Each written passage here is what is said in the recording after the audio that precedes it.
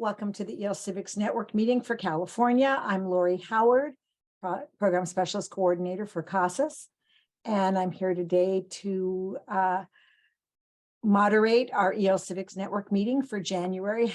We are going to start out with a CDE review, give some general information about civic participation and IELCE. Portia LaFerla is with us today to talk about citizenship preparation. And then we are lucky to have Nora Faraj with us, assistant principal from Chaffey Adult School, who's going to tell us about her, or their, I should say, wonderful IELCE program. They've done some really exciting things. They presented at the CATISO conference, and I asked them to repeat that presentation for us today.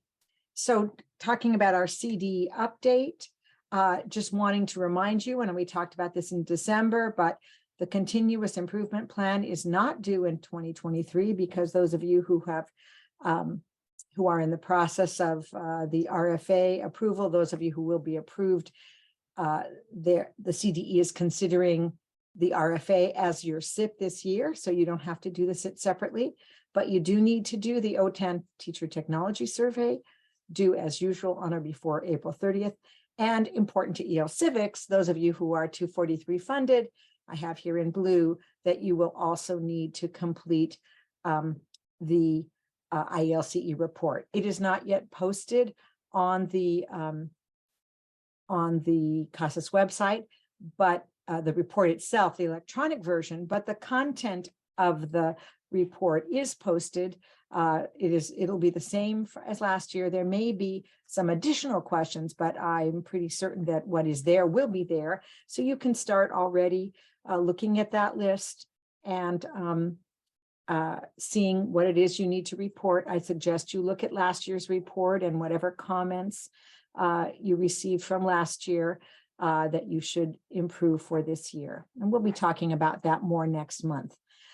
You can find the summary, we call it, of the IELCE report on the CASAS website. If you look at the left-hand menu, it's right up there with all the other items. And at the end of the meeting, I can show you where that is as well if you need that.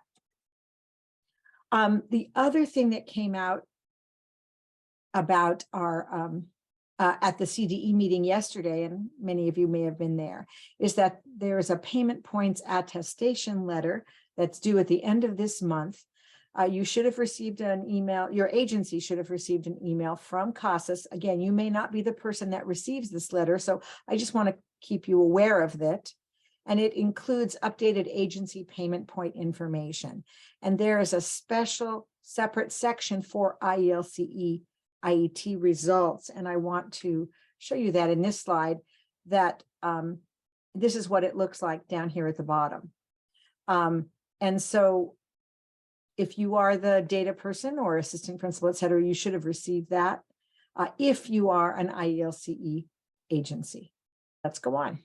So I just have some information that I want to share with you about IELCE Civics, just as reminders. So for those of you who may be new, all of the information you need is on the CASAS website. And I've given you two links here. We have two separate pages, one for civic participation and IELCE, and one for citizenship preparation. You see the way the page looks here. I've given it to you. And you will find important links, downloadable documents, pre-recorded presentations and slides there, and other resources. So if you haven't already accessed the CASAS website for civic participation in IELCE or citizenship preparation, I suggest you do so and become very familiar, because everything you need is on these pages. Okay, also information on the Civics website, the FAQs. So these are added to every year. You should read them July 1st every year. If anything is added to it, it's put there in green, but just as some information, if you have a question, you might want to go here first to see if your question is answered. Okay, also want to remind you that we have the IELCE Civic Citizenship and Citizenship support channels. We used to do IELCE Civics conferences in person, and they were very popular, but as a result of the pandemic, our great colleague Lynn Robinson helped us to put our presentations that we might have done at the conference on a support channel, which is on YouTube. And so there's a wealth of support and information for you on the channel. There's one for IELTS Civics and one for Citizenship Preparation. I've given you the links here.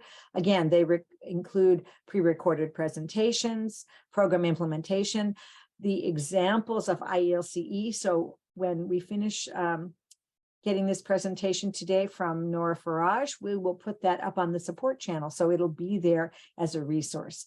So lots and lots of information, the recordings of this meeting, these meetings, the IELTS Civics Network meetings are there also. So lots of things, just need to remind you that this is there for your support.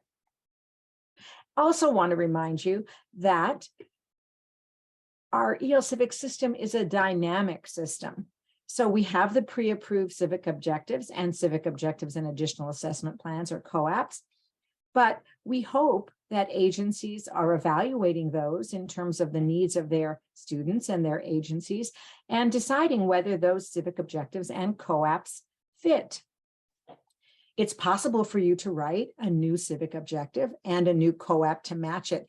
And just as an example, Los Angeles Unified School District has written a new civic objective on social and emotional learning skills. That's a new focus for their district.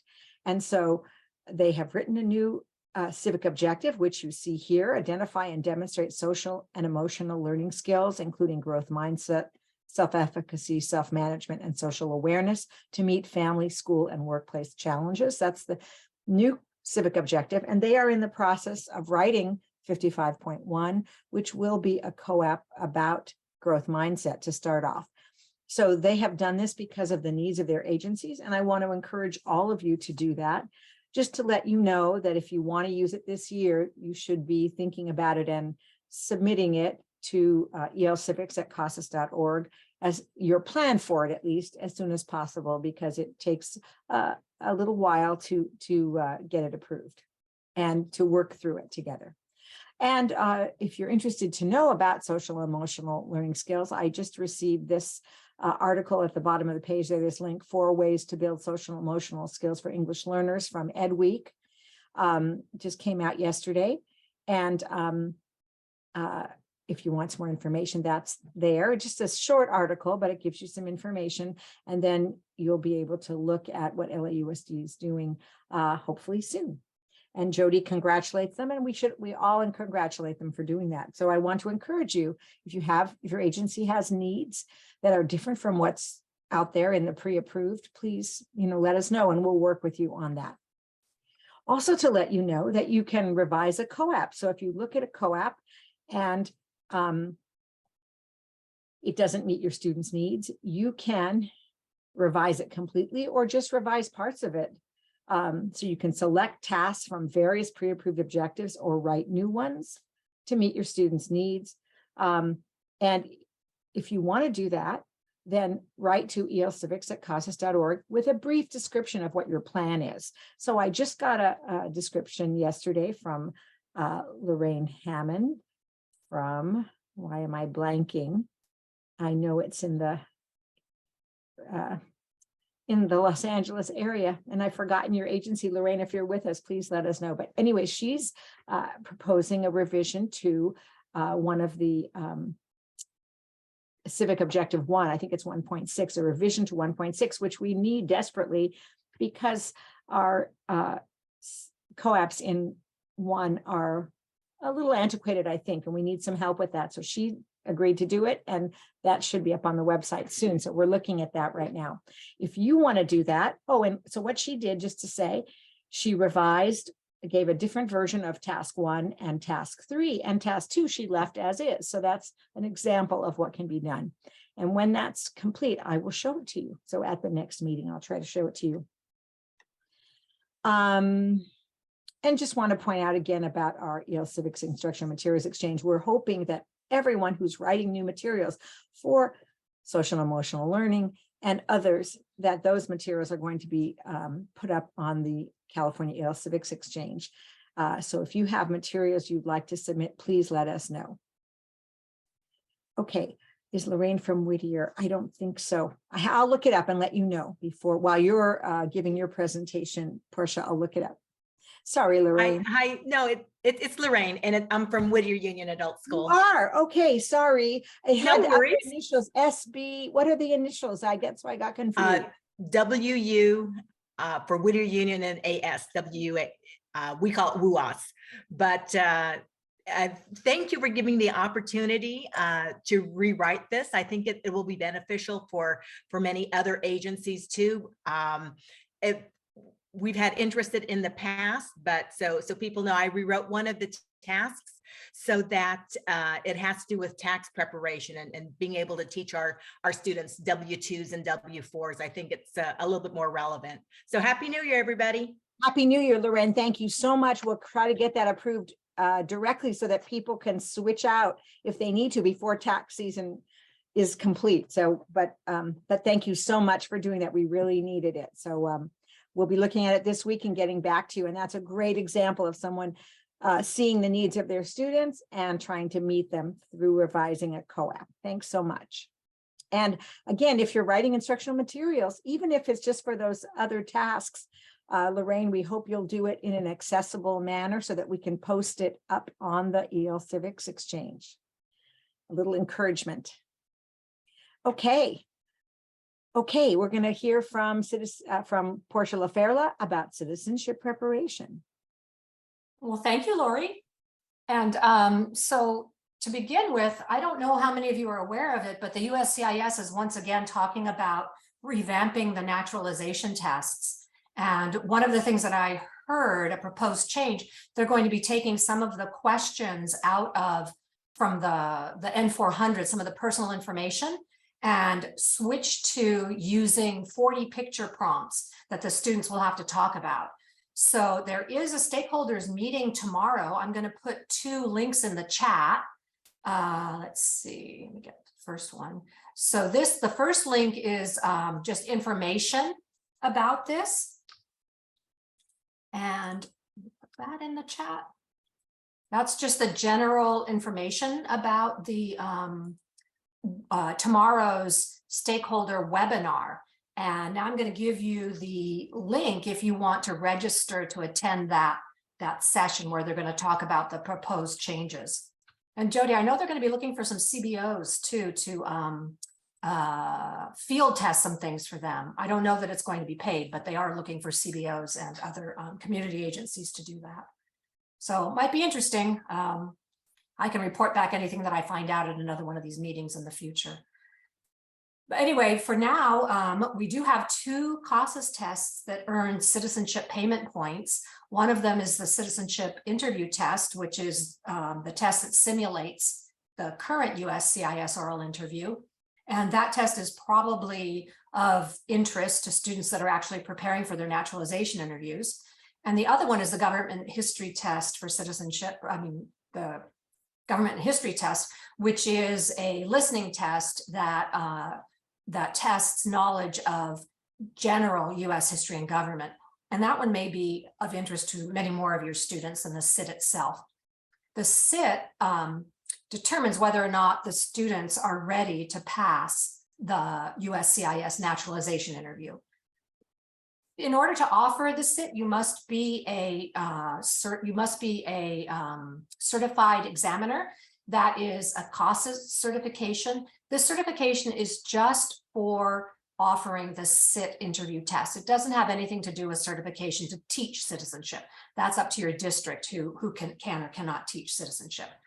So in order to become a SIT certified examiner, you sign up for training and you go through that training, and then you become certified to offer the test. And next one, oh, this one, yeah. So in order to do that, you have to place an order on the COSAS website, and there is a video on the YouTube channel that can help you with that. A lot of people, when they're signing up for the test, they get confused about whether or not they have to pay. You do not. The second screen allows you to put in Bill My PO. So just make sure you get to that second screen. First screen, put in your information and the school's information. To earn a payment point, the CIT examiner has to be certified, and your students have to be enrolled in a 231 designated EL Civics class under Citizenship Preparation. And the next one, please. The certification is for a 1-year period. And so there is a requirement to recertify every year. And recertification is open between January and April 30th. And it is an online course, takes about 2 hours. You should be receiving notification if you need to recertify soon. Those messages are going out a little bit later than usual. You may or may not know, but COAAPs put up a new Moodle server, and there are a few glitches with registration. So with enrollment actually. So if you are registered for either CIT certification or recertification and are having problems, send an email to techsupport@COAAPs.org and they will help you with that. But you will soon be receiving both the CIT examiner and the administrator will be receiving notification that it's time to recertify. And again, that closes April 30th, as does CIT certification. They both close April 30th of each year. You can offer CIT either in person or remotely. If you are doing CIT in person, you can order the booklets online. And if you're doing it remotely, there is a PDF, a fillable PDF that the CIT examiner can order. And the CIT examiner gets those instructions during CIT training, but you can always send an email to cit@COAAPs.org and we will make sure that you get those. The government history for citizenship is a listening test that tests knowledge of American government and history. My personal opinion, this test is underutilized by most agencies. It is not a difficult test to pass, and I think most students are very interested in the content. They do want to know more about U.S. history and government. On the EL Civics website and in the on the YouTube channel, there are many instructions about how you can simultaneously offer citizenship in ESL or citizenship in another EL Civics COAAP. But it's a listening test and the students listen to the questions and choose the correct answer. This test can also be given remotely, either through e-testing, or there's also a flash drive available that you can order in order to give it remotely. And there are some, again, if you don't know how to order that, if you have any issues, you can send an email to cit@COAAPs.org and we'll help you with that. Yes, Kathleen, that's the best way to do it. Kathleen says they do it through e-testing, and that is the very best way to do this test. And Jody said students love it with a 95% pass rate. So yes, in my experience, the students really like the content of this test. And I think there's one more. If you do test government history remotely, just make sure to order one flash drive per test administrator. These cannot be shared, copied, uploaded, downloaded. They are copyrighted, so they're free. You don't have to pay for them. Just make sure that each test administrator has his or her own flash drive. Thank you so much, Portia. Appreciate it. And thanks for letting us know the meeting information. I will put, when I send out these slides, I will put that information out too. And hopefully all of you know how to save the chat. If you haven't yet gotten the link, you can go up in the chat and do it, or you can save under the 3 dots on the right-hand side. You can hit the 3 dots and it says save chat, and you can save the chat. I'm pretty sure. I know sometimes not everyone is able to do that, but I'm saving the chat and I will take those links and put them in my letter to you before tomorrow so that you have them. And those are on the USCIS website under upcoming national engagements. When you go to their homepage, they have a section and it says upcoming national engagements. And this is listed amongst other online meetings that they're going to be having. Great. Thank you so much, Portia. Appreciate it. And thank you so much for your contributions. And we look forward to hearing what you have to say about the meeting, et cetera, next time. Both Jody and Portia, those of you who will attend the meeting tomorrow. So now we're to other information. I just want to point out that the CASA Summer Institute registration is open, and we're going to be hosting you June 12th to 15th at the Hyatt Regency in Garden Grove. We're going back and forth from San Diego and Garden Grove these last few years. And Garden Grove is we've always enjoyed this location a lot, as we do the one in San Diego. So it's both virtual and in person, and we hope you will attend. So just wanted to let you know, and I have put the link here to the registration if you want to register. Also want to tell you that we have some other meetings coming up. We're going to, just to avoid the other WIOA meetings, we're going to try to be meeting this year, at least the first week. It won't give us the statewide information, but this is a convenient time for all the other program specialists, et cetera. So these are our meetings. I haven't yet posted them, so don't try to register yet, but I will try to do that by tomorrow. Register for these meetings. So February 1st, March 1st, April 5th are our next meetings. And let me know if you'd like to share something at one of those meetings. We'd love to have you. And if you haven't already, please type your name and agency into the chat box. And after the meeting, register for this meeting. You can do so until 5 o'clock tomorrow, caadultedtraining.org. And in-person starts the 13th. I missed that chat. Is that for me or is that Sit Prep? I think that's for the Summer Institute. For the- So for the usually the Summer Monday Institute. doesn't have any, if there's only training on. Oh, I'm technology sorry. training Yes, on there's no Monday, yeah. training on, right. Monday, And the Monday it meeting starts in the evening, I think, registration. Thank you. Now we'd like to go to our wonderful presenter, Nora Faraj. I think Todd has another meeting. He can't be with us today, but Nora Faraj, assistant principal at Chaffey Adult School, is here with us, and we're so excited to see her presentation. So yes, my name is Nora Faraj. The Harani is the long one. That's my maiden name. And I'm the assistant principal at Chaffey Adult School. I'm one of them, and I'm over the ESL program. And so Lori has graciously invited us to talk about our IELCE programs. And so I'm going to talk to you about our two programs. It's the Microsoft Office Certificate Program and the Instructional Assistant Certificate Program. And both of these programs really came from what the students were asking for. At the same time, we looked at what Civics COAAPs we could use. And at the same time, what resources we had in-house, so we wouldn't need to search something outside of what we actually had. So here we go.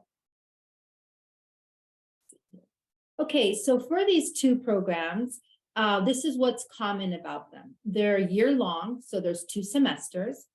There's hands-on training. They receive career vocabulary, skill building, and of course, there's that Civics COAAP.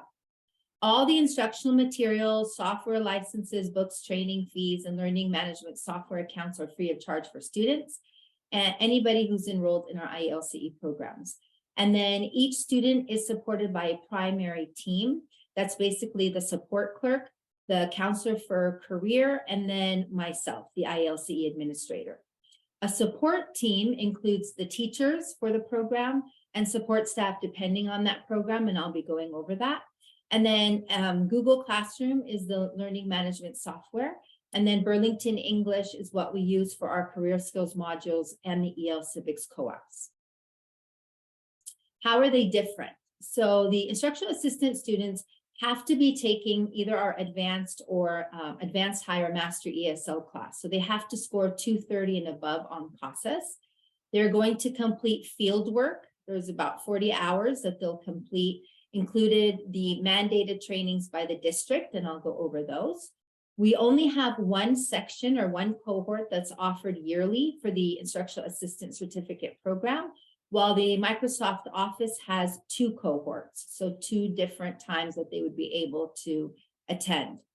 Only the Instructional Assistant cohort will meet in a hybrid format with that weekly in-person, asynchronous, and Zoom sessions.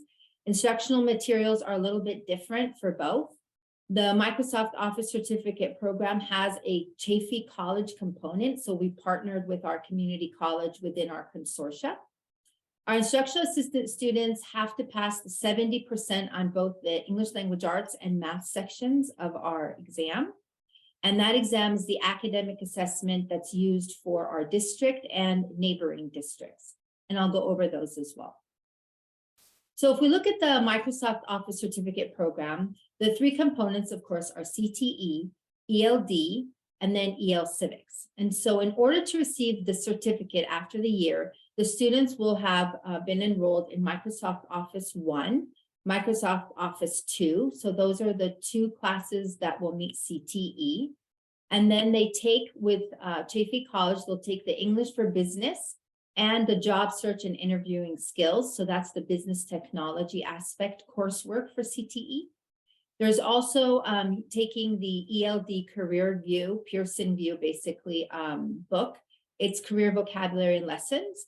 And then the COAAP is 73.2. And I'm going to go through each one as well. So looking at, again, our certificate program for Microsoft Office, we partnered with Chaffey College. So looking again at those four components that I just went over, two are at Chaffey Adult School, which are the Microsoft Office. And then they're going to be taking, three, the Chaffey Adult School, the COAAP, and they're going to be doing the career vocabulary. It's 2 semesters, and then they're taking 2 courses at Chaffey College, and they're actually online asynchronously. And I'll go over those. So what is the requirements in order to be in the IELCE program?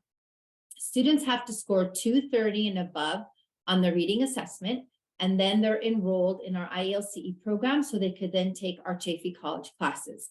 They are not required to be concurrently enrolled in our ESL classes because they're taking the rigor of college courses. Now, students who choose to do that and have room in their schedule, we'll let them take also the mastery or high advanced ESL class. They will also work with a counselor, and our counselor is our college and career counselor. So he works with them on resume building and career skills and helps them with applications as well. Now, let's say a student scored less than 230, but they scored at an intermediate, so not a beginning level. So what we look at is from a 220 to 229. They're not going to be enrolled in Chaffey College, but we will enroll them in the Microsoft Office classes, and they have to be enrolled in an ESL class. So they're concurrently enrolled in both. And then our support clerk, who's responsible for IELCE program, will continue to assess them in CASAS and work with them. And at the same time, the CTE teacher that teaches the Microsoft Office class will work with the ESL teacher to see what are the strands that students need to work on in order to raise that CASAS score. And then once their score is 230, we enroll them in the Chaffey College course. So that way they don't lose any time. They'll still be finishing up their coursework. They just won't be able to do the Chaffey College classes. So looking at the Chaffey Adult School courses, this is a typical schedule. In the fall, we're going to enroll them in Microsoft Office 1. And what that entails is Outlook, Word, PowerPoint. They do task 3 of the COAAP 73.2. And then they'll also do some vocabulary and career view. At the same time, Microsoft Office 2 is given in the spring. That's where they do Excel, Access Publisher, and they complete task 2 of 73.2 and ongoing vocabulary with that career view modules. Google Classroom is offered for basically their EL Civics as well as the Microsoft Office. So those are embedded together. Our teachers actually CTE and ESL credential. And she collaborates with the ESL teachers to help guide those students who need those higher CASA scores. And she also communicates for class expectations. So it's a nice collaborative model that we have here. So when I talked about the cohort, I said that we have 2 cohorts a year for our Microsoft Office. And that's because we offer mornings or evenings depending on a student's schedule. So in the mornings, these are in person. So from 8 to 10 in the morning, Tuesday, Wednesday, Thursday, our students are going to come on campus and the teacher is there. And in the evenings, Tuesdays and Thursdays for 3 hours, 5:45 to 8:45, they have distance learning classes with Zoom. So it's synchronous and asynchronous at the same time. This allows for that concurrent ESL enrollment, especially for those students not in the IELCE program. So they have to be, again, enrolled in that ESL class. At the same time, if a student isn't feeling well, especially we're still dealing with COVID and all the illnesses that come with that, and they can't come in person, they can log in the evening and not miss any instruction. And again, there is that LMS software, which is our Google Classroom being used. So students can also be able to work with the teacher if they can't come on campus, and vice versa. Let's say our remote student is having issues logging in, whatever it is, they can come and meet with the teacher because the teacher is here once a week and she's able during those Zoom sessions to be available. So that way students who need extra help get tutoring, the teacher is still present. So that way we have two different cohorts, but they actually can alternate if they wanted to come in the evening or attend the morning. So looking at those Chaffey College courses, our partnership is with our Adult Education Pathways, which is the community college. Chaffey College is part of our consortia. And so in the fall, students will be enrolled in the Business Technology 455, known as English for Business. And it is asynchronous, meaning students can log in at any time. There's no Zoom session. In the spring, they're enrolled in BizTech 400, which is job search and interviewing skills. And in order for them to be able to attend Chaffey College, our clerk and the counselor from AEP will work together and go to the classroom and enroll students and help them obtain their Chaffey College ID. Once they have that Chaffey College ID, the clerk will work with them in order for them to enroll in the classes and make sure they register for the right class. They complete the form stack through Chaffey College, and then I'm the administrator over that, and then I will approve it. They are also assigned, besides our counselor, they're assigned the Adult Education Pathways counselor. So a Chaffey College counselor comes every other Tuesday here and works with students and helps them with the My Chaffey portal, because that's how they're going to be able to access their courses and Canvas. At the same time, the Adult Education Pathways counselor, our counselor, the support clerk, and myself, we all work together. And then the Chaffey Adult School teacher will work with the professor from Chaffey College. So that way the students are kind of on the same path. There's also tutoring available to our students that is through the Adult Education Pathways. So through our consortia, there's actually that counselor. They can actually meet with the counselor, and then they also meet with on-site tutors as well. So that's for Chaffey College. So what would a typical schedule look like when we add our classes with Chaffey College for the IELCE Microsoft Office Certificate Program? In the fall, students will be enrolled again in Microsoft Office 1, depending on which time and day they want. And then they'll also be taking that completely online Chaffey College course, which is English for Business. In the spring, we enroll them in Microsoft Office 2, and then they're taking that Chaffey College course, which is job search and interviewing skills, and it is completely online. So that's a full year. So I told you a little bit about career vocabulary in EL Civics. I wanted you to see what it looks like. So basically that career view is that book right here. I don't know if you can see me. You can't see my little cursor. Anyway, it's on the left-hand side. They're going to be taking the chapters on information technology. So it's English for Office and Information Technology. And so these are basically the topics: office administration, occupations, responsibilities, equipment, communication. There's some academic lessons in there and some career vocabulary. At the same time, they're taking the COAAP, which is 73.2, to demonstrate the language and literacy skills necessary to effectively participate in workforce training and work in information and communication technologies. So they're doing 2 tasks and assessments, and then our school will give them a certificate as well. The book that you see here that says Chaffey Adult School, that is actually the EL Civics workbook our EL Civics coordinator puts together. And this is actually online as well as a tangible hard copy. The online is through Google Classroom, so they have their lessons that they submit to their teacher, because again, this is information technology, so they need to have that technology aspect. And at the same time, they have the hard copy for themselves, and the teacher can go over that with them. So looking again at that career vocabulary EL Civics, they're taking the ELD, and the EL Civics, and then the career vocabulary with their COAAP. So all this is kind of embedded within that Microsoft Office, because that teacher is ESL and CTE credentialed. Hey, so what are the benefits? Once they complete our IELCE program, what are their benefits? They get 4.5 college credits on their transcript or 11.5 high school diploma elective credits. So anybody who wants to continue for a high school diploma would be able to meet our district's computer proficiency requirement, and they get 11.5 high school diploma elective credits. Should they want to go to Chaffey College and continue, they receive 4.5 college credits on their transcript. Both our counselors, our counselor and the adult education pathways, which is that Chaffey College counselor, will guide the students. They'll be able to do resume building and job searching. Our counselor will provide our district with who our completers are every time they finish, and they get added to our inside hiring pool and the outside hiring pool for feeder school or districts. Our counselor will guide the students with creating EdJoin profiles, especially for school local agencies, and completing any applications. Our students also will learn how to create LinkedIn and social media profiles for business.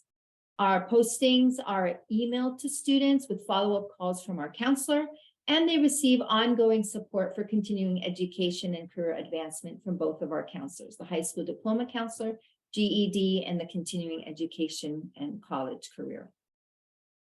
So this is the checklist that we give students, that what they understand once they go through orientation, they get to actually mark these off, and it makes students really happy because then they get to smile that they finished it. And some students actually frame it. Others will come to us, we laminate it. So it's great stuff. If they scored lower than 230, we tell them just continue working on that COAAPs reading skills. So that way your teacher will be able to help you so you can move forward.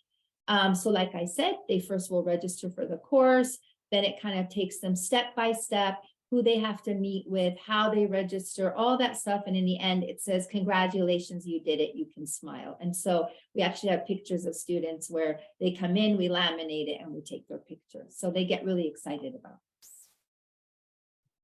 Okay, so that was the Microsoft Office. So Nora, we have a question from Kathleen Peterson. Kathleen, you might want to unmute yourself. I'm not sure if your question was already answered or not. Before you move on to the next one, Nora, if you don't mind. Sure, yeah, I'm trying to see the chat. It's like because are the ESL classes co-enrolled with Chaffey? I'm not sure I understand it, but I think it may have been answered. Kathleen, are you still with us? And can you speak your question? Are these ESL classes that the students that score high intermediate? Is it a general ESL class, or is it a specific ESL support class for this course? It's a general ESL class. So we have general ESL classes, and then the minute the students are in our program, that's where they're taking the specific COAAP. So we have students who will end up doing both, like the regular general ESL COAAPs that we have are 243, not specific to these programs. Because they choose to do both their Mastery ESL class, the 3 classes, they choose to do Mastery ESL, which is very general, and then they'll do the Microsoft Office, which includes that EL support, and they'll do Chaffey College. So depending on the student's schedule, those who score less than 230 are going to do the general ESL classes that we have here. So that way they continue doing COAAPs, and then they do another COAAP. So on your list of classes, when they would take from the fall semester and spring semester, Mm-hmm. they could add another ESL class to that Yes. schedule. Okay, thank you. Yes, so again, going back to just to show you, so here the eligibility requirements less than the 230 or more than the 230. So let's say they scored, they're not required, but students are offered the opportunity to take our ESL classes as well if their schedule permits. So depending if a school student says, I don't want to lose my mastery class, that's fine. We enroll them. Some students are like, I can't, I have this barrier to childcare or whatever it is, then they don't have to. The ones that have to are less than the 230. They have to be enrolled in our ESL classes. That's just so we can continue to prepare them and raise their score. And Nora, I think the next question from Maren is referring to, I think, 2 slides later, if you can just move your slides. Okay. Which one? I'm sorry, that one. Uh-huh. There was a concern about 70.2. Did you mean to put 73.2 there in those two Oh, areas? let me see. I probably must. Yeah, 73.2. Okay, I so it's- apologize. 70.2 is the other one. It's right here, objective 73.2. Yes. Okay, So good. on the right, that's where you should see where it says objective.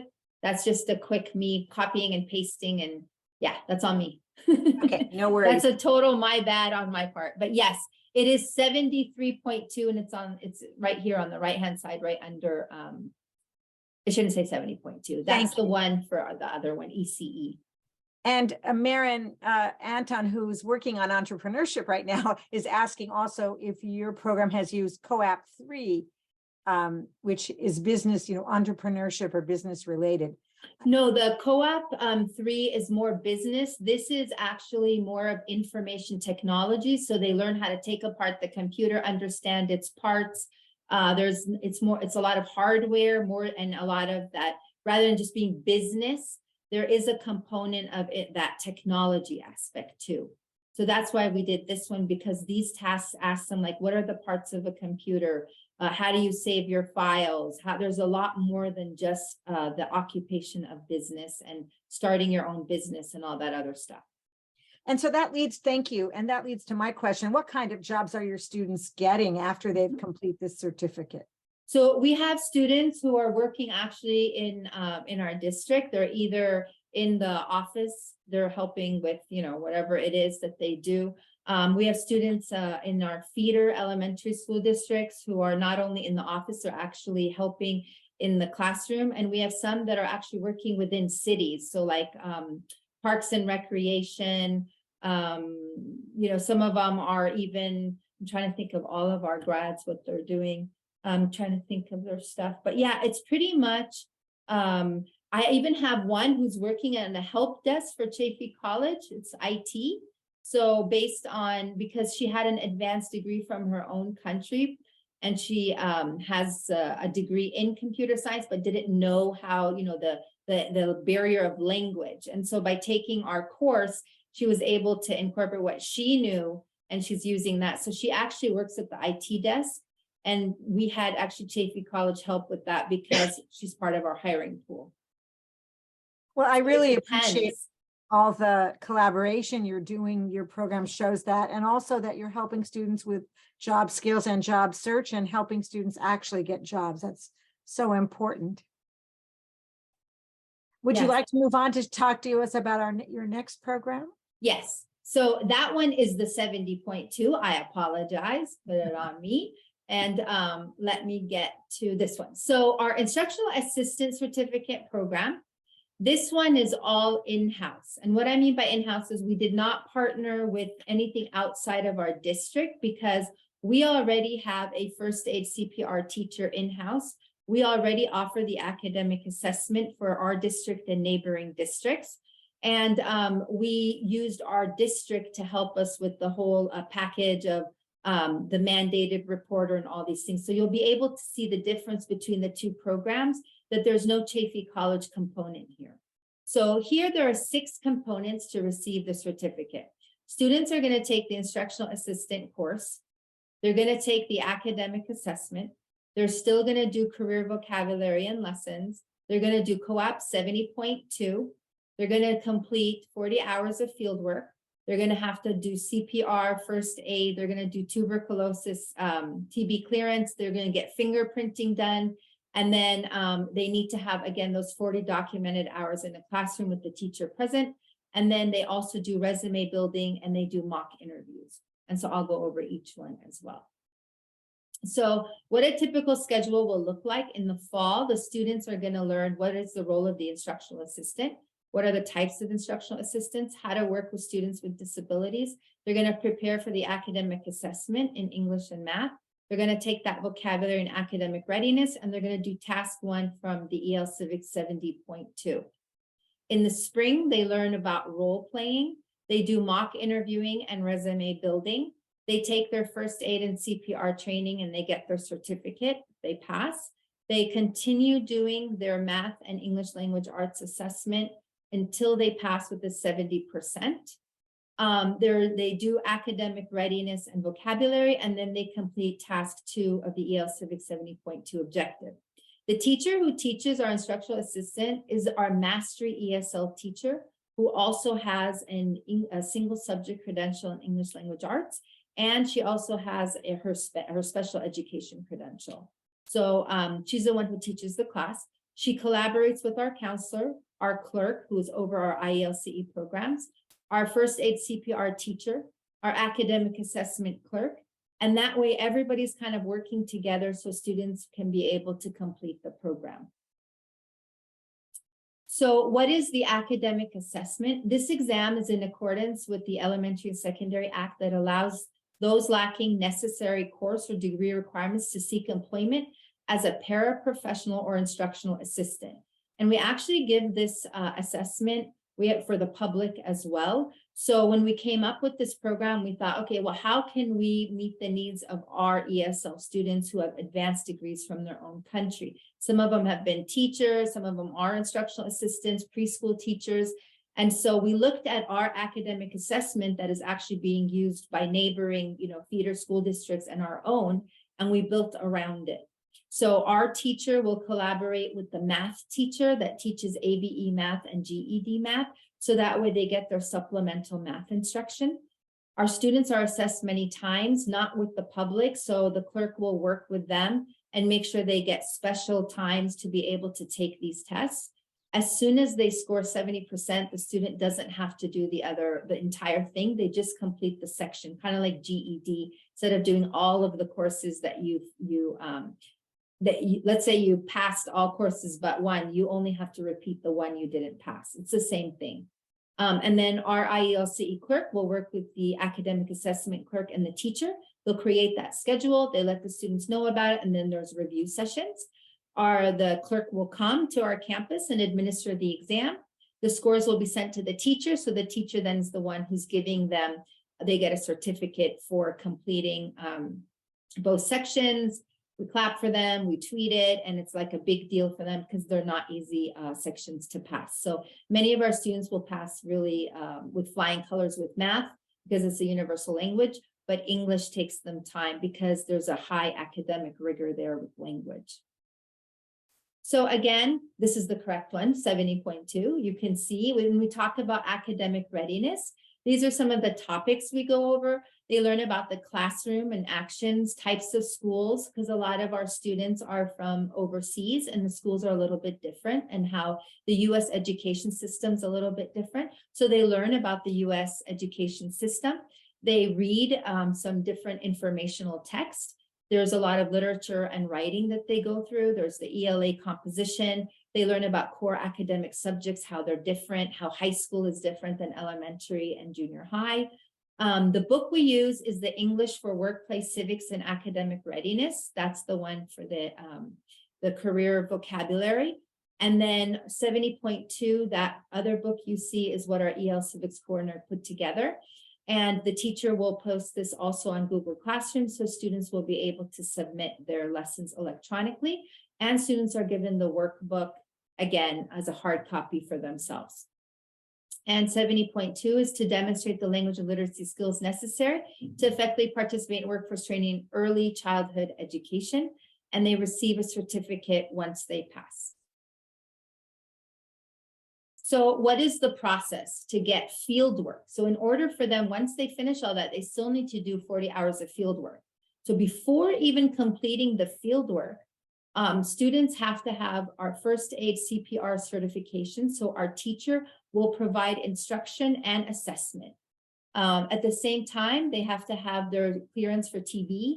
We will cover the cost for them to go to the clinic and be able to show that they actually are clear.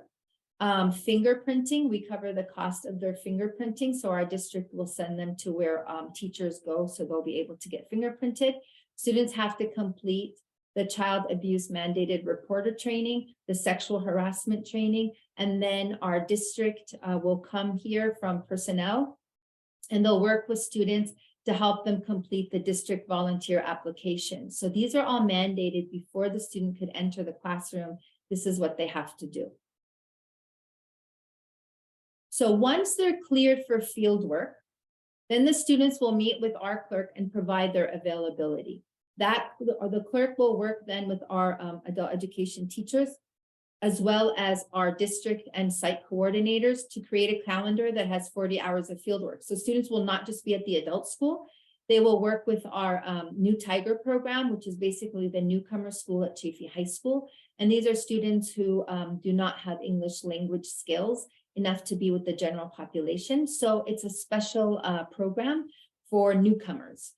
So because our clerks are bilingual, depending on what language that the school is requesting, we will send that student to do their field work there. So many of our students are Mandarin speakers, and we have a huge population of those coming from China. Same thing with Arabic from the Middle East, North African region. So depending on what language and the need that school sites have, they'll let me know, I'll let the clerk know, and then we let the student know, and the student then will go and complete their 40 hours of field work. Some students will do more than one school, others will stay at the school depending on what the school site need is. Once they are assigned to a school or many schools, depending on what job they're going to be doing, there's a form that needs to be completed for them to log their hours. Every teacher will sign off once the hours are completed with them. They submit their form to the clerk. I will then verify the hours. Many times I'll call the assistant principal of the school site and just confirm that, ask for their opinion as to how the student is done, just a very informal evaluation, and then I will sign the form. Students then will complete a written reflection on their fieldwork, what was done in the classroom, what school or class, what was learned. That short reflection piece is also placed in a PowerPoint. We put it all together. And then at the end of the year, students get to share out again all their experiences as part of our party or culmination event with them. And then that is also placed in the student's portfolio as part of when they do their mock interviews and resume building. So upon completion of fieldwork, students then will meet with our counselor and they work on the following. They do resume building, so they have to create a resume on Career Cruising, which is one of the platforms we use for all of our students. And they will complete a professional profile on EdJoin. They will then participate in, I should say at least one mock interview.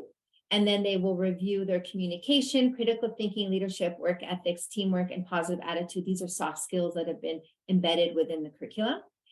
Students who want to continue with an American GED or high school equivalency will be referred then and work with them. Those who want high school diploma will then be able to work with the high school diploma counselor for further guidance. Let me get to the chat. Nora, approximately how many students complete your certificate each year? It kind of changes because this is our 5th year doing this. So sometimes our first time we did this, we had 40 students enroll and I want to say 26 completed.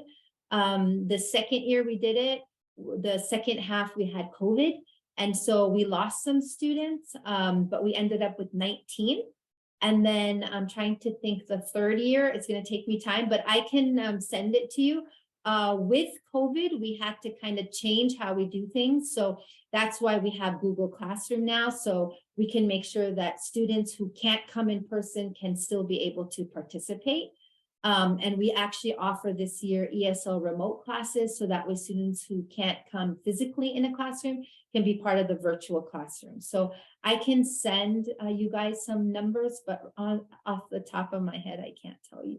I apologize. I think the numbers you gave us are great, Nora. And there was one other question from Barbara. She said, I'm curious of having a year-long IELCE program is challenging as far as getting students to commit to the full year. Can you address that for us? Yes. So when we initially did this, I too was a little bit skeptical. And so I found that when we do our orientation, we bring them in. So how it works for this one is it's by teacher recommendation. So teachers will let us know, hey, the student is interested. I'll send out the flyer. And then the teacher will go to the classroom, talk about it, and we generate an interest list. We don't tell them a lot about the commitment. Then when they come, we get about, I want to say close to 50 students just fill it up because they don't know what it really entails because we make it all fun. It's the rah-rah, right, stuff. And then we go through the program And what has helped is having students who have completed it are the ones telling the other students how rewarding it is. And then because we kind of have now a nice little portfolio going and students talking about their experiences and their field work, because these are students who have been in the field in their native country, they welcome this as a way of kind of, it's an entry of getting into the schools because that's really what they want to do. Those students we lose deals with either they cannot do the 40 hours of field work. And so what we've been finding is if they can't complete 40 hours within that year, we have them come back. I have students from 2 years ago who are completing now their field work. So we don't lose sight or in touch of our students. Our clerk is always checking on them. Even the students who complete our program, we ask them, what would you do differently? They would tell us, we kind of tweak our program. So what it looks like in 2018 is not what it looks like now, I want to say. So it's challenging in the beginning, but the rewards are immense. And students coming back and telling us all the things they're doing at our feeder elementary schools, junior highs, even here in our district is just, it's worth it. It's worth all the work that you have to do to get it going. And Nora, how many students do you think have gotten jobs, or what kind of percentage do you think has gotten jobs? So just right now at the top of my head, I can tell you last year from our 20 students, I would say 15 have jobs and 5 were working on getting them in. So I would say COVID has kind of hurt us because it's been hard to get to those students, but the students were able to get back to do the field work. Our school, we kind of created a partnership with our district that once they complete the field work, they get to meet those teachers. Our teachers are requesting our students to be hired. So they're part of like an applicant pool outside of, they kind of get first dibs. I don't know how to say this without, being politically correct. So our students are given priority over other applicants. That sounds great. And what I really like is just the way you've supported your students at every step in order to get them jobs. I think research has shown that students really need a lot of support to get through the barriers of applying to the college, of filling out the forms, of doing the volunteer form, all those things. Students need support to make that happen. And your program and your checklist, et cetera, show that all the support you're giving and all the success. 15 out of 20 students being placed in jobs is just spectacular. And I also appreciate that you're training students to serve your own district, which is great for your district, but also great for your students to be able to find jobs right there. And honestly, having bilingual students really helps. So when you look at your ESL population, I recommend like a survey of knowing what the languages are, because when you set this up and you want to, look at availability and where they can go, the first thing I do is I look at those languages. I go straight to the high schools and the feeder schools like, hey, I have a bilingual person ready with Mandarin, Arabic, Pashto, Dari, Korean, Vietnamese. You guys know you're in the field. So we've got the hidden gem, I say. And so by utilizing that cultural wealth of knowledge, we're able to really tap into what others can't do. So I'm going to continue if that's okay. Yes, please go ahead. Okay, so here we go. So job opportunities, because I know you guys know about students who don't have documentation legally to work. So what can we do with that? So what we've done is students, first of all, who have that documentation to legally work in the US and have a high school diploma or GED from their home country, we recommend them for the hiring pool. Most instructional assistants have to have a high school diploma or GED in a lot of the districts.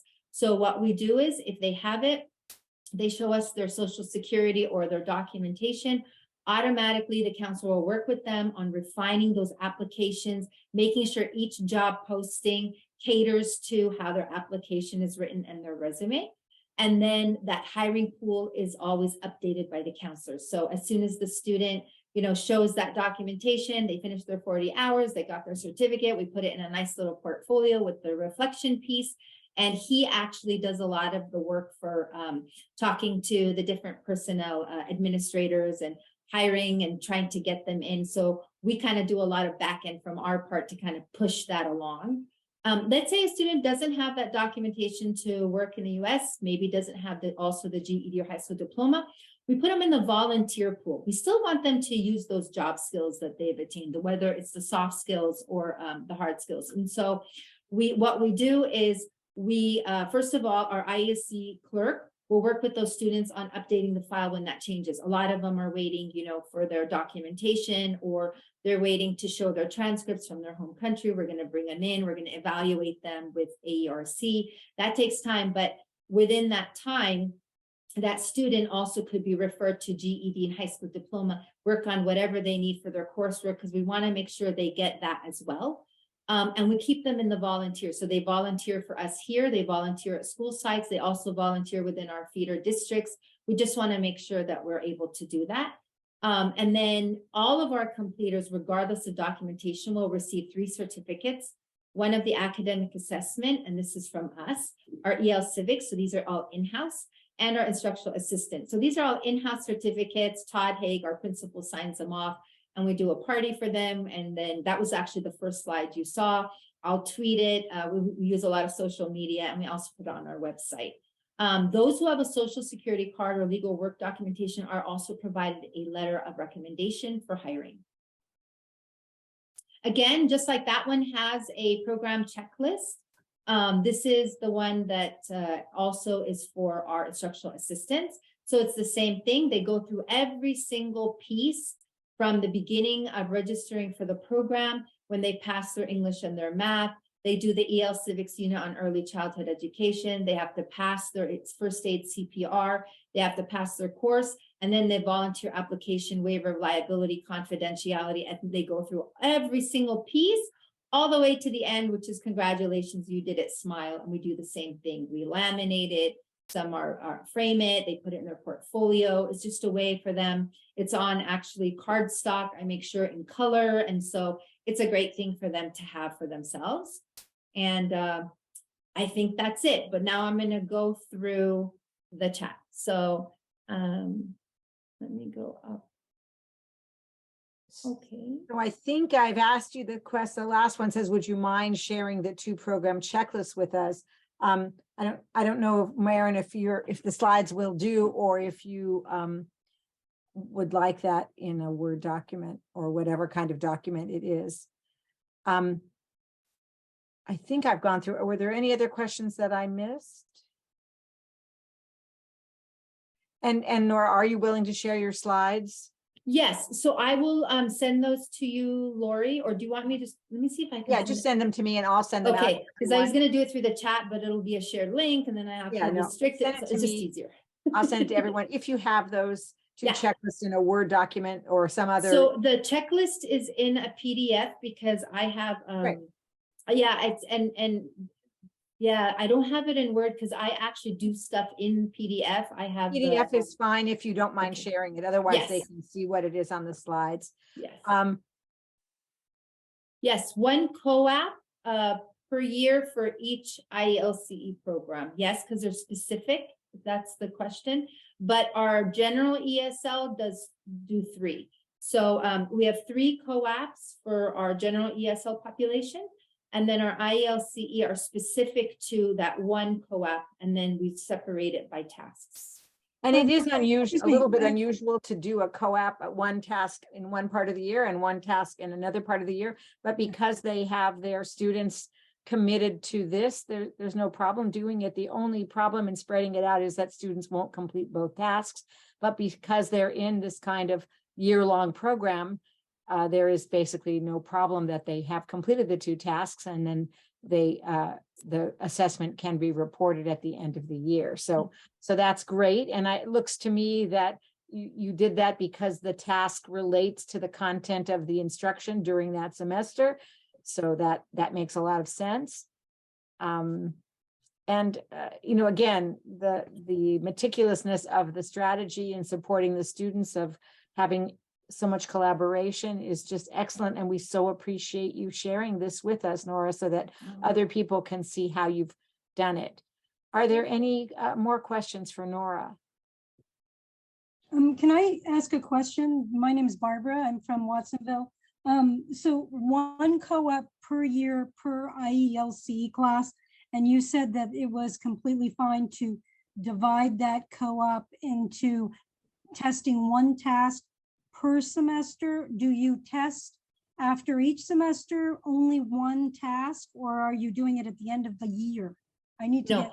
So Yeah. each task goes with, it's kind of like embedded part of the curriculum. So we create modules for that task. So that semester is based on that task, the modules they're receiving, and all that supporting the supporting curriculum. It all goes together, and then they're tested on that task. Then we go to the next task, and then we test them. And at the end of the year, they receive the certificate. So students know, because of the checklist, each task is a box. Okay, so for theoretically, if they didn't pass the first task, would you retest them in the Yes. second semester? Okay, So what our teacher will do is, depending on, because if it's an oral part of the task or the student wasn't available, we do makeup. So the second semester, the teacher will do a review and then test the student because they weren't available. If they didn't pass, then we still do the second task. We don't retest until the teacher then has to, the whole idea of testing the student is to see if they're proficient enough to be able to move on. If they're not, and EL Civics continues to be a problem where the teacher's working with them, they still don't get it. We've had students where we have to put them in an ESL class just to ensure that they have the rigor enough to continue. okay. But and it's also very, just very rare because one more they get, question, I'm is sorry. that you said 230 and above, if they fell below the 230 mark, that you would offer supports, or you would supplement with an additional ESL class? I just want to get some clarity because we Yeah, have so we have two different programs. This program, the instructional assistant, is only for 230 and above. It's not anybody less than that, because there's only one. We're not partnering with another, like a college requires that type of rigor. So because there's that academic language that students need for instructional assistant, we found that less than 230, they are not successful. And these students anyway have to be enrolled in our ESL class because there's no Chaffey College component. With the other one, the Microsoft Office, there's a Chaffey College component. So we don't require them to be part of our ESL classes because they're already doing so much. But if it's less than 230, then we can't put them in Chaffey College, which means they have to have that support. So we put them in ESL. Okay, thank you. But just to mention, Joe, the course that's not quote unquote ESL is an ESL course, in that the support course, because it is an IELCE course, which Yes. is ESL. Yes. It's designated as an ESL course. Yes. It's not the So general ESL course. Yes, so Chaffey College is English for business. So the rigor is required for that English. So they learn how to do correspondence, everything that's required from business technology, because it's information technology. So, but they're still receiving, because of that co-op, they're still doing career view, they're still doing that support in ESL. It's just not general ESL like our other classes. Great. Any other questions? Thank you, Barbara. Any other questions for Nora? Nora, you've been fantastic, and I so appreciate you sharing with us today. And again, we'll post this, we'll send out the slides, and it's just so important for people to see how successful agencies do it so that they can model their programs after it. And we so thank you for sharing with us today.